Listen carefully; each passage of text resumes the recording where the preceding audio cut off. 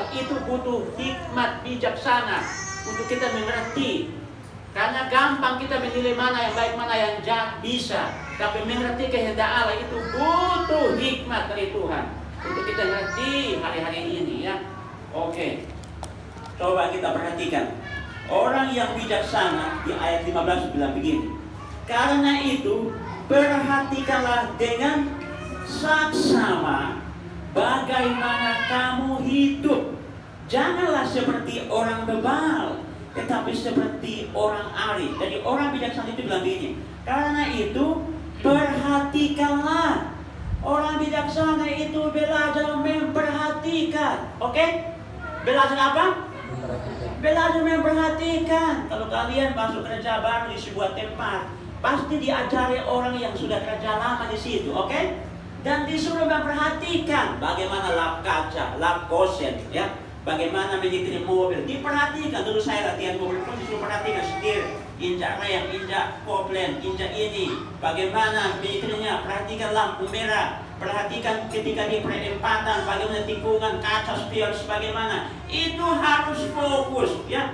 Jadi kita hari-hari ini harus belajar memperhatikan hidup orang lain yang sudah gagal maupun yang berhasil. Oke?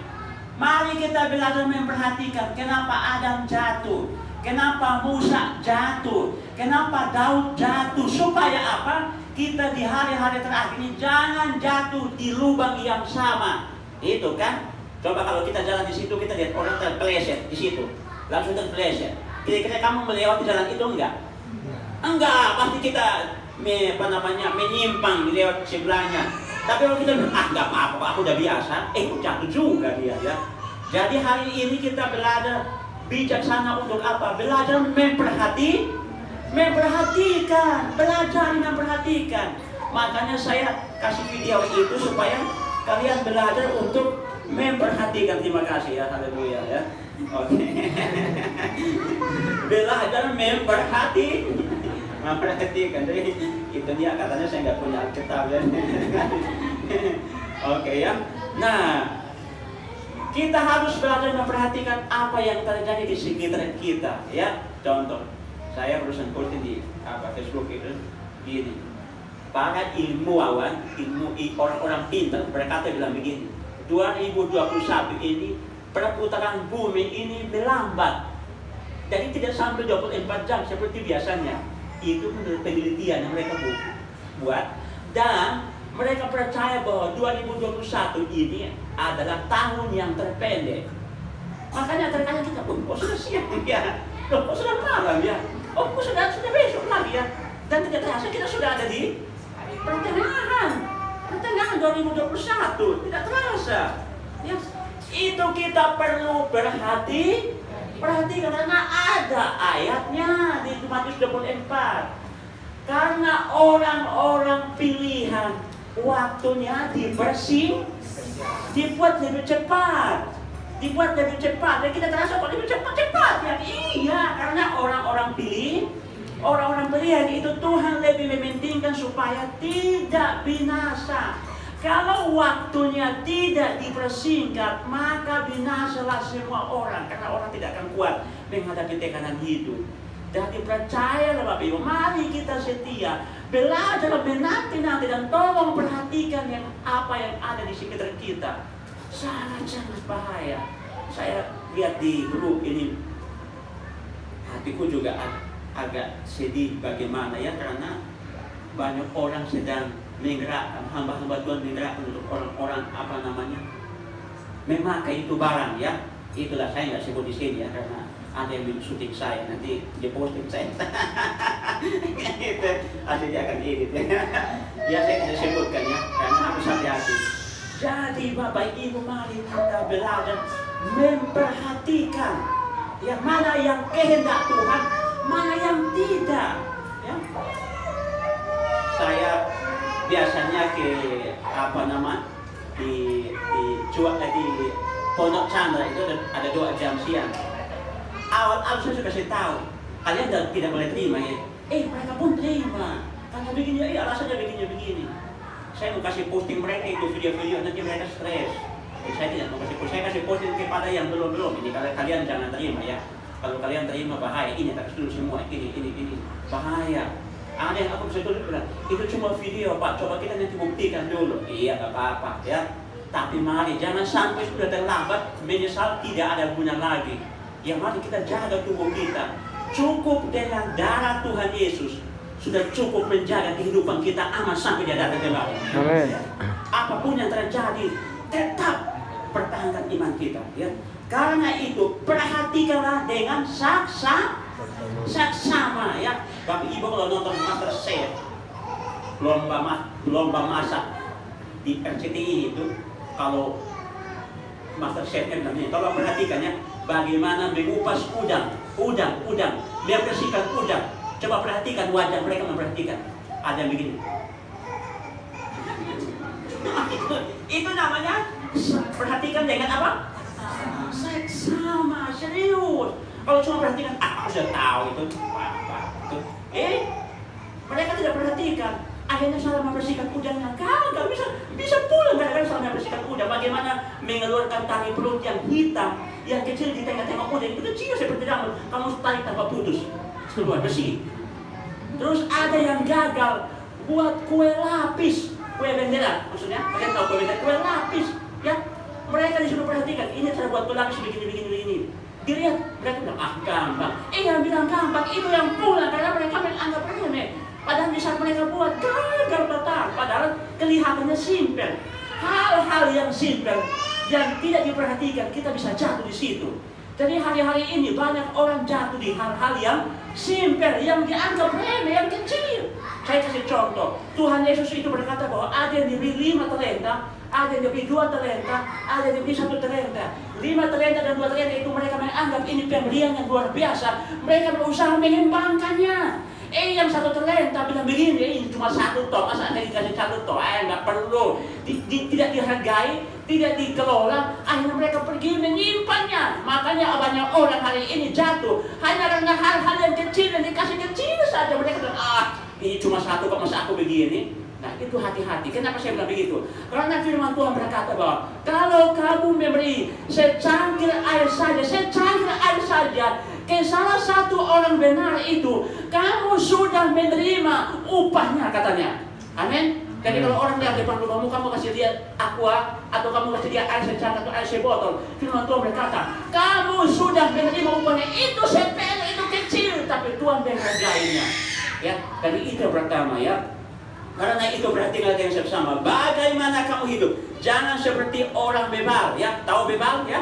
Bebal itu seperti bebal itu dikatakan orang bodoh, tapi orang bodoh bukan bebal, ya. Beda ya. Orang bebal bisa dibilang orang bodoh, tapi orang bodoh belum tentu bebal, karena orang bodoh artinya dia belum tahu. Kalau diajari pasti dia tahu. Kalau dia tahu dan dia tidak lakukan, barulah disebut bebal. Berarti kalian mengerti maksudnya? Jadi hari ini bebal itu bisa bebal, bisa sebal, apa itu ya? Tebal, sebal, bebal, ya, tahu itu ya? Oke, pokoknya kira-kira itu seperti orang, tetapi seperti orang arif. Orang arif itu artinya bijaksana. Oke, itu yang pertama. Yang kedua, hidup bijaksana itu adalah, dan pergunakanlah waktu yang ada, karena hari-hari ini adalah jahat. Sebelum kita lanjut, coba salah satu orang baca 1 Yohanes 2 ayat 6. 1 Yohanes 2 ayat 6. Sebelum kita bahas 17 ini, baca 1 Yohanes 2 ayatnya yang ke-6. Oke? Suara lantang. 1 Yohanes 2 ayat 6. Barang siapa mengatakan bahwa ia ada di dalam dia, ia wajib hidup sama seperti Kristus telah hidup. Barang siapa yang berkata bahwa dia di dalam Tuhan, ia apa? Wajib hidup sama seperti Kristus. Wajib itu harus atau tidak? Harus. Ia wajib hidup seperti Kristus hidup. Nah, coba lihat Bapak Ibu perhatikan. Kristus hidup di dunia itu ngapain? Waktu di dunia. Keliling sampai dia rasa lapar, haus. Apakah dia kerja di perusahaan kumpul uang buat profit? Enggak. Sampai bayar uang pajak saja. Dia suruh bilang Petrus pergi tangkap ikan di dalam mulut ikan yang pertama ada 4 koin, ambil dua untuk kamu, dua untuk saya. Waktu dia diminta untuk menjawab pertanyaan, bolehkah mendapatkan kepada kaisar? Dia bilang apa? Adakah kamu satu peso? Dia bilang ini. Kalau dia punya, tidak perlu dia bilang ini. Ini mana apa? Pasti dia ambil dompetnya ini kasih tunjuk. Tuhan Yesus di dunia itu memang tidak pernah mengumpulkan uang. Dia mau kumpul uang, mau cari apa? Coba bayangkan. Tapi hukum berarti begini, kalian tidak boleh punya uang. Punya. Tapi hati ini jangan melekat kepada uang. Kita makan butuh apa? Kita beli baju butuh apa? Tidak mungkin kamu pergi bilang, berdoa di depan toko, kamu bilang, Tuhan, aku mau butuh ini. Dan orang bilang, baik-baik. Bukan. Kamu kerja, dapat uang, Tuhan berkati, kamu beli baju. Tapi hati ini jangan melekat kepada uang. Itu bedanya. Makanya belajarlah dari Ayub. Ayub itu kayanya luar biasa. Tapi ketika semuanya hilang, dia bilang apa? Terpujilah. Baik, coba kamu bersyukur. Mau terlalu hilang, kamu bilang puji Tuhan. Bisa enggak? Itu sulit. Kalau kita HP, motor atau harta atau uang 100.000 saja hilang, hati ini seperti susah. Nah, hatimu susah itu bukti bahwa hatimu sedang melekat kepada orang itu. Nah, saya kasih tahu, iblis itu cerdas, iblis itu terlicik. Dia akan menyentuh hatimu. Bagaimana cara dia menyentuh hatimu? Dia akan menyentuh sesuatu, misalkan ini uang. Dia menyentuh uang ini, dia sudah sampai di hatimu. Jadi iblis itu dia menyentuh apa yang kau cintai, karena di situ hatimu ada. Jadi kalau dia menyentuh uang yang kau pegang, itu artinya dia sudah mencapai hatimu. Makanya hatimu akan susah, galau, stres dan sebagainya. Karena apa? Iblis itu dia licik. Oke, itu yang pertama. Yang kedua, dan pergunakanlah waktu yang karena hari-hari ini adalah jahat. Orang bijaksana pergunakan apa? Waktu, pergunakan kesempatan yang ada. Makanya tadi saya bilang, penelitian bilang bumi ini berputar lebih lambat di 2021. Makanya kalian terasa enggak? Merasakan yang tadi saya bilang ini enggak? Merasakan kan? Kok cepat sekali? Karena memang ilmuwan sudah mengatakan bahwa bumi berputar lebih cepat. Jadi sudah tidak sampai 24 jam biasanya. Nah, itu enggak tahu itu kenapa. Itu adalah kedaulatan Tuhan. Karena waktu semakin cepat, kita harus pergunakan dengan baik. Setiap detik itu berharga. Setiap detik itu sangat berharga. Saya kasih contoh, saya ulang-ulang kasih contoh ini bahwa setiap detik itu berharga. Contohnya apa? Contohnya ini. Waktu orang yang ada di samping Yesus disalibkan, entah di kanan atau di kiri saya tidak tahu. Tapi dua orang di sebelah kiri kanan Yesus itu dua orang baik atau orang penjahat. Mereka itu adalah penjahat. Dan di saat mereka disalibkan, banyak darah bercurang di tubuhnya. Dan mereka sebentar lagi akan mati. Dan kalau sudah mati, mereka pasti menuju api neraka. Oke.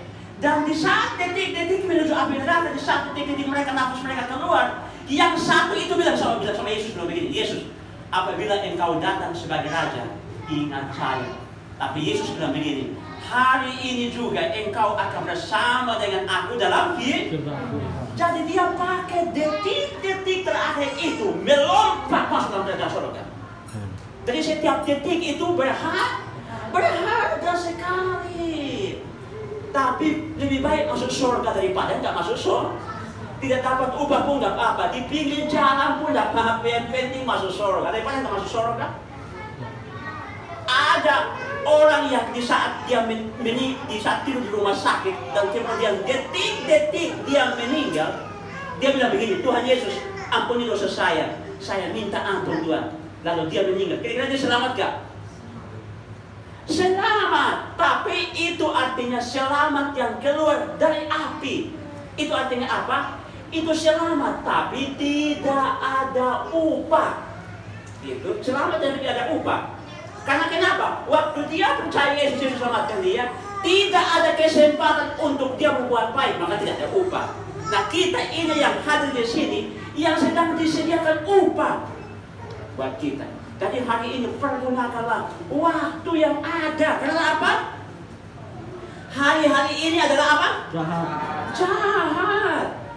Di mana-mana kalian akan lihat, ya Bapak Ibu ke depan ini, nanti kita akan lihat hal-hal yang lebih lagi. Ya, kemarin itu kalian kalau dipakai apa untuk apa namanya, masuk di Indomaret nanti, biasanya kalau masuk di tempat pasti dicek suhu kan. Pertama kali tidak dahi, kedua di persis itu yang kita tetap. Nanti ke depan suhu nggak akan dipakai lagi. Tapi barang siapa yang sudah menerima itu, pasti akan pakai alatnya itu, dipasang di tempat di mana itu. Kalau dia ada bunyi, oh kamu udah, ya. Kalau nggak bunyi, dia bilang kamu pulang. Kalian mengerti maksudnya? Karena video-video yang kalian lihat itu semua sudah menunjukkan, ya. Besok-besok kalau kalian tidak pakai, pasti akan pulang. Itu. Jadi hari-hari ini perbanyak waktu membaca firman, berdoa. Lakukanlah apa yang Tuhan berikan kepadamu. Kembangkan talenta karunia yang Tuhan berikan kepadamu di hari-hari ini, karena hari-hari ini semakin jahat. Coba salah satu baca 1 Petrus 4 ayat 2 dengan suara lantang. 1 Petrus, baca 1 Petrus 4 ayat 2. Salah satu kalau menyebutkan cepat, baca 1 Petrus 4 ayat 2. 1 Petrus 4 ayat 2. Supaya waktu yang sisa jangan kamu pergunakan menurut keinginan manusia, tetapi menurut kehendak Allah. Supaya waktu yang sisa ini kamu jangan pergunakan menurut kehendak manusia, tapi menurut kehendak Tuhan. Ya, itu yang kedua. Yang ketiga, ayat 17. Sebab itu janganlah kamu bodoh, tetapi usahakanlah supaya kamu mengerti kehendak Tuhan. Orang bijaksana akan belajar mengerti kehendak siapa? Kehendak Tuhan. Hari-hari ini kita terlalu banyak lebih mengerti si A, si B, si C, si ini. Akhirnya Tuhan kita abaikan. Makanya mari kita anak Tuhan harus setiap hari kita mengerti kehendak Tuhan. Kehendak Tuhan itu apa? Belajar berdoa, baca firman, di rumah bersekutu, masuklah dalam hadirat Tuhan, berlututlah di bawah kakinya untuk mencari kehendak Tuhan. Cari Dia siang dan malam. Tuhan butuh kita belajar mengerti kehendak Tuhan. Maka tadi saya bilang begini, orang bijaksana akan lebih mengerti kehendak Tuhan daripada orang membedakan yang baik dan tidak. Ya. Kita semua bisa membedakan yang baik dan tidak. Misalkan begini, merokok itu nggak baik, kira-kira begitu. Ya, merokok nggak baik, itu gampang kita membedakan. Tapi membedakan, mengerti kehendak Tuhan, itu butuh hati dan pikiran yang bijaksana untuk kita mengerti. Terkadang yang kita anggap baik sebenarnya bukan kehendak Tuhan. Oh ini kan Tuhan sudah kehendak ini. Tapi sebenarnya di hadapan Tuhan, nggak berkenan. Dari hari-hari ini, mari kita lebih banyak masuk dalam hadirat Tuhan untuk mengerti kehendak Tuhan. Oke. Akibat orang yang hidup bijaksana, kita baca. Akibat kalau kita hidup bijaksana begini. Matius 7. Mari kita baca Matius 7. Kalau kita hidup bijaksana, Matius 7 ayat 24 dan seterusnya sampai 27. Mari kita lihat, perhatikan, coba baca bersama-sama. Kalau kita hidup bijaksana, Matius 7 ayat 24 sampai 27.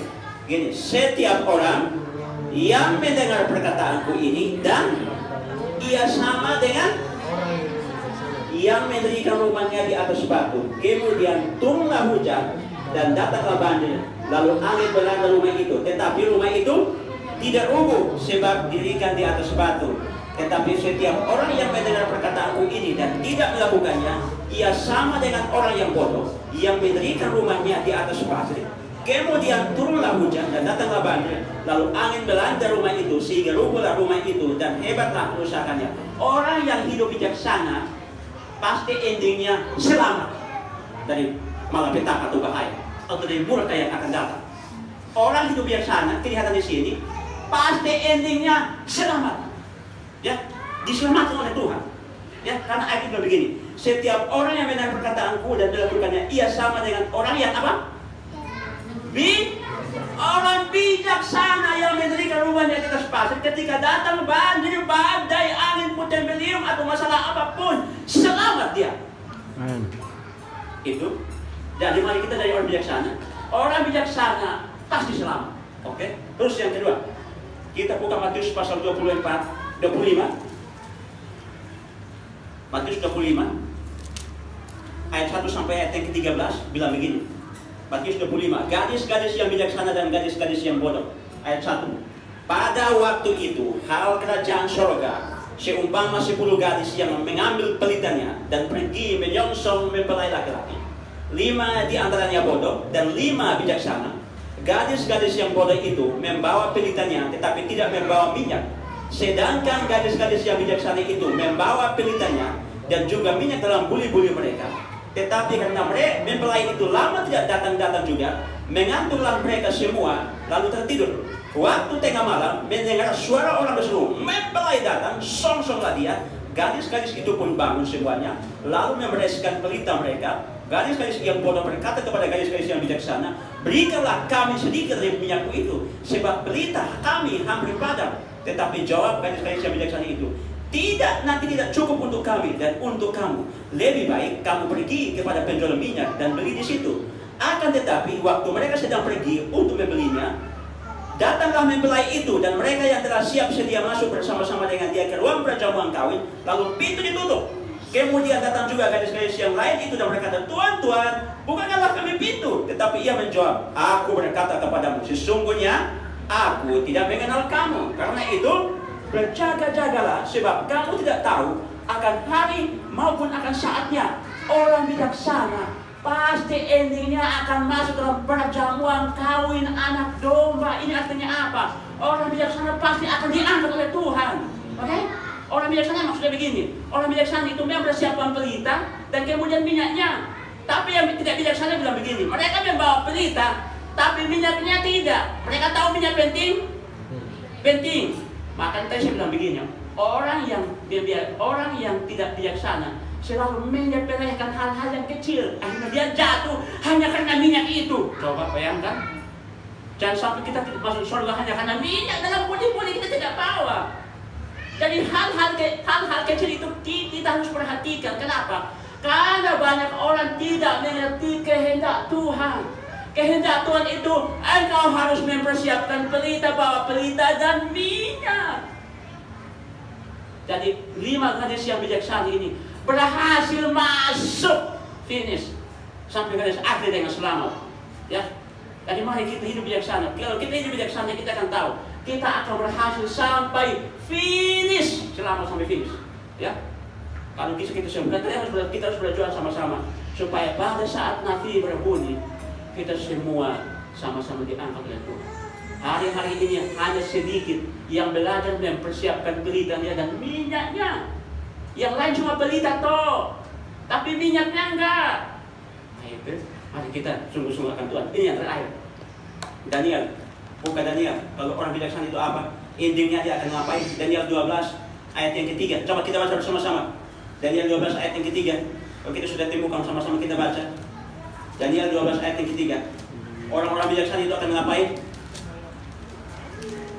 Sudah? Sudah kita baca sama-sama? Lain-lain masih buka? Daniel 12 ayatnya yang ketiga. Sudah? Oke. 1, 2, 3. Dan orang-orang bijaksana akan bercahaya seperti cahaya cakrawala, dan yang telah menuntun banyak orang kepada kebenaran seperti bintang-bintang, tetap untuk selama-lamanya. Oh, haleluya. Lihat ini. Orang bijaksana bercahaya seperti cahaya cakrawala. Orang bilang ini silo, men. Oh, hebat gak? Bercahaya loh. Dalam dirimu itu ada cahaya. Kamu berdiri itu ada kemuliaan yang memancar keluar dari hidupmu. Ya, hebat kayaknya ayat ini. Ini bukan ayat-ayat isapan jempol. Ini bukan ayat-ayat cuma dibuat kita senang-senang. Wih, bercahaya. Bukan. Beda-beda kamu bercahaya nanti. Ya, coba kamu jelaskan ini. Waktu Tuhan Yesus berjumpa dengan apa namanya? Yohanes di Pulau Patmos. Dia lihat Tuhan Yesus apa? Bercahaya. Bercahaya sampai dia tidak kuat, dia jatuh sendiri di bawah, terkelumpuh dan tidak ada kekuatan. Sampai Tuhan Yesus datang lebih sentuh bahunya, bangun. Aku beri kekuatan, bangun. Ada sesuatu yang kutunjukkan kepadamu. Kenapa bisa jatuh? Karena silau. Ya. Dan ini kita di hari terakhir, kalau kita bertahan sampai hari terakhir, hidup dengan bijaksana, bisa mengerti kehendak Tuhan. Kamu percaya loh. Hah? Kamu bisa bayangkan cahaya, kalau Tuhan lihat kamu cahaya awal seperti cahaya matahari. Ya? Makanya orang bilang, aduh kamu, orang kalau cahaya, itu apa namanya? Silo. Ya, kita bisa lihat. Nah, orang-orang percaya itu sebenarnya orang-orang apa? Dan orang-orang bijaksana akan percaya seperti cahaya cakrawala, terang benderang katanya. Dan yang telah apa? Menuntun apa? Menuntun banyak orang kepada kejatuhan atau kebenaran. Ya, kalian tugas kita ini menuntun orang kepada apa? Kebenaran, bukan kepada kejatuhan. Kalau orang jatuh, ditambah dikasih jatuh terus. Bukan. Dan yang telah menuntun banyak orang kepada kebenaran seperti bintang-bintang tetap untuk selamanya. Tutup dengan ayat yang 10, tetap di ayat 10. Mari kita baca bersama-sama. Oke, baca sama-sama di ayat 10. Itu penting sekali. Oke, 1, 2, 3. Banyak orang akan apa? Disucikan dan dimurnikan dan diuji, tetapi orang dari orang fasik tidak akan memahaminya. Tetapi orang-orang apa? Bijaksana akan memahaminya. Kenapa orang-orang bijaksana bisa memahami? Karena belajar memperhatikan. Kalau kamu tak memperhatikan, mana kamu bisa pahami rahasia-rahasia dari Tuhan? Nah, makanya ayat 10 lebih ini. Banyak orang, ini bukan sedikit orang loh ya. Banyak orang satu disucikan, bertahan enggak? Kira-kira ya. Orang kalau disucikan tahu, maksudnya disucikan, dibersihkan. Nah, bisa saja dibanting-banting ya, supaya kerak-kerak keluar, kotoran-kotoran, noda-noda keluar semua. Ya. Disucikan. Terus apa dimurnikan, masuk api lagi, dibakar sampai seperti emas, tekanan. Makanya hari-hari ini api akan datang menekan. Apakah kamu bisa murni enggak? Terus terakhir apa? Diuji lagi, ya. Aku kalau lihat itu apa namanya, orang buat pisau pertama itu digosok, ya, dibersihkan besinya, kemudian setelah itu masuk dalam api, langsung besi itu dari bundar, dikeluar ditempa sambil di pisau itu diapain? Diuji ketajamannya, tajam enggak? Gitu. Jadi hari-hari ini kita akan masuk dalam 3 hal ini. 1, disucikan, terus dimurnikan, terus diuji. Siapa yang berhasil lolos dia? Gitu. Karena saya kasih tahu Bapak Ibu, Tuhan Yesus cuma butuh mempelai yang suci dan kudus yang duduk sebeda dengan Abraham, Ishak dan Yakub. Itu Tuhan Yesus butuh itu. Tuhan Yesus tidak butuh orang-orang yang punya jubah-jubah pencuri, perampok, tidak butuh jubah-jubah kotor dalam hidupnya. Dia cuma butuh jubah yang bersih sekali. Makanya kita harus berdoa. Bagaimana kita bisa bersih kalau tiap hari kita berdosa terus? Karena itu firman Tuhan berkata dalam kitab Wahyu, kita harus membersihkan diri kita dengan darah kuasa anak domba. Makanya tiap hari butuh pertobatan terus. Sebelum tidur, sebelum bangun, pas pergi kerja, pikiran ini harus koreksi terus. Dosa apa yang belum masih mendekat, apa yang belum selesai, minta ampun. Sejak waktu kita lahir sampai sekarang banyak dosa yang kita lakukan. Minta ampun dan minta darah Yesus menyucikan dan menguduskan kita. Amin. Ya, setiap hari, itu perlu setiap hari. Bukan tunggu seminggu sekali ibadah di tempat ini. Perlu kamu bilang begitu, Tuhan, hapuskanlah dosaku dengan darah kuasa-Mu. Jangan tunggu lama-lama. Tiap detik, tiap hari harus butuh darah Yesus menguduskan kita. Karena apa? Tuhan butuh mempelai yang bersih dan murni di hadapan Tuhan. Hanya orang-orang bijaksana yang bisa berhasil masuk sampai finish dengan selamat. Ya, karena itu firman Tuhan pada siang hari ini. Mari kita sama-sama belajar. Belajar, tiap hari belajar. Jangan menyerah. Belajar. Tiap hari belajar terus. Talenta yang kita beri, mari kita pakai menuntun banyak orang kepada Tuhan. Ya, sekalipun satu toh, ya, atau mungkin Om, saya cuma tidak bisa. Jadi cuma kalau jemput bisa. Kamu jemput saja, ya. Hari apapun yang Tuhan berikan kita pakai sekarang ini. Jangan sia-siakan. Waktu kita sudah semakin singkat. Dulu saya masih kecil, saya sudah dengar kedatangan Tuhan Yesus. Sampai sekarang ada orang bilang begini, dari dulu katanya Tuhan Yesus mau datang. Tak datang. Saya cuma bilang begini, lebih baik kita bersyukur karena Tuhan berikan kesempatan terus menerus supaya kita bisa mempersiapkan diri. Coba kalau tiba-tiba kita tidak siap, tiba-tiba datang, menyesal gak? Menyesal. Jadi inilah waktu berharga. Detik-detik sekarang inilah detik-detik, jam dan waktu yang sangat berharga di hadapan Tuhan. Mari kita pakai dengan jangan sia-sia setiap hari. Ya, lepaskan kepahitan, dosa dalam pikiran, dosa semua. Lepaskan, jangan genggam satu dosa pun, karena satu dosa pun bisa menendang engkau keluar dari hadirat Tuhan. Jangan. Saya kira itu firman Tuhan siang hari ini. Mari kita sungguh-sungguh berdoa di hadapan Tuhan. Minta anugerah Tuhan. Mari kita siapkan hati kita berdoa bersama-sama di hadapan Tuhan. Nyanyikan sebuah pujian, selidiki aku. Mari kita sama-sama menyembah Tuhan. Haleluya, Tuhan Yesus.